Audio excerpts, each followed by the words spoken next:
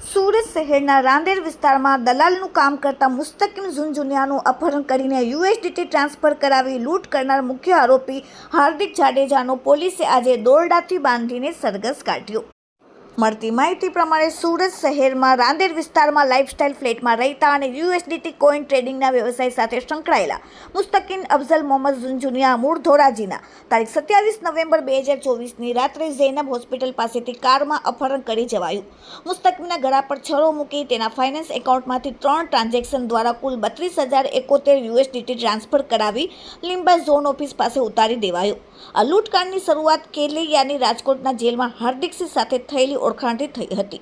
ગુનાનો સૂત્રધાર અને અનેક ગંભીર ગુનામાં વોન્ટેડ હાર્દિકસિંહ જાડેજા આ ઘટના સમયે ફરાર થઈ ગયો હતો। આ ચકચારી ઘટનામાં લિંબાયત ટપોરી કૈલાસ બંટી વિરુદ્ધ ગુનો નોંધીને 10 જેટલા આરોપીઓની ધરપકડ કરાઈ હતી। મુખ્ય સૂત્રધાર તરીકે રાજકોટમાં વામ્બે આવાસ યોજનામાં રહેતા અને તાજેતરમાં જ રીબાડાના પેટ્રોલ પંપ પર ફાયરિંગ કરી ચર્ચામાં આવેલ હાર્દિકસિંહ જાડેજાનું નામ બહાર આવ્યું।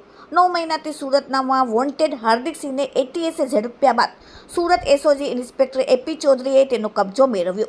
કોર્ટમાં રજૂ કરી 6 દિવસના રિમાન્ડ મેળવ્યા। હાર્દિકસિંહની પૂછપરછમાં તેમણે મુસ્તકીમનું અપહરણ કરી ટ્રાન્સફર કરાવેલા 32,071 યુએસડીટી રાજકોટના નાના મોવા રોડ ઉપર કસ્તુરી એપાર્ટમેન્ટના વતની હાલ દુબઈ ગયેલા ધનરાજ દોડિયાના બિયાંસ એકાઉન્ટમાં ટ્રાન્સફર કરાવ્યા હતા, જેમાંથી 15,65,000 રૂપિયા દુબઈથી 28મી નવેમ્બરે દુબઈથી આંગડિયા મારફત રાજકોટના સાગર ધર્મેન્દ્ર વ્યાસને મોકલવામાં આવ્યા। હજુ પણ 14,000 યુએસડીટી કોઈન દુબઈમાં ધનરાજ દોડિયા પાસે હોવાનું હાર્દિકે જણાવ્યું। હાર્દિકની ધરપકડ બાદ વધુ 2 ધનરાજ સાગર વ્યાસ અને સુમુલ ડેરી રોડ સહયોગ સોસાયટીના અને હાલ દુબઈમાં રહેતા વિરલ કિરીટ રૂપારેલીનું નામ બહાર આવ્યું, જેથી પોલીસ દ્વારા હાલ તો તમામને તપાસ કરીને તેમની સમગ્ર પ્રકરણમાં કેવા પ્રકારની ભૂમિકા છે, અત્યાર સુધી તેઓ કઈ બાબતમાં સંડોવાયેલા છે તે સહિતની વિગતો એકત્રિત કરવામાં આવી। આજે કુખ્યાત આરોપીને દોરડાથી બાંધવામાં આવ્યો। એસઓજી પોલીસ દ્વારા રાંદેર ખાતે તેનો સરઘસ કાઢવામાં આવ્યો।